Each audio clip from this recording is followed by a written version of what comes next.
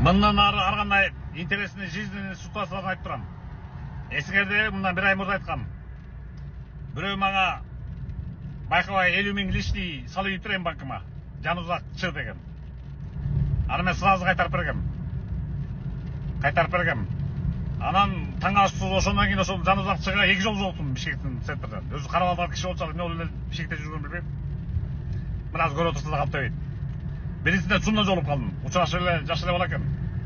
Аты жанузак чоң штаб болгон менен өзү жаш бала экен. Эсиңиздеби, мен баягы сизге 50 000 салып ийип лишний сизге кайтып бергенсиң бактан. Ооба, эсимде дедим. Андан көп өтпөй 15 күндөн кайра гумдан жолуктум. Биринчисинде чумдан жолуктум, андан кайра гумдан жолугуп калдым. Ошо гум чумдун тегерегинен чыкпайды, ошо жакты билбейм. Так что ошонака честный болуңар, көрдүңөр, ошондо мен 50 000 кайрып бербей койгондо эмне болот эле? Албетте жакынашып мушташ кылмапсыз ошол жерден. Туурабы? Аферюга подонок жукурлар. Это особенно вам касается, вас касается. Уктуңарбы? Мына көрдүңөрбү? Честный элем. Честный мана ошол жолугуп жанузакчымын деп күлдү баягы.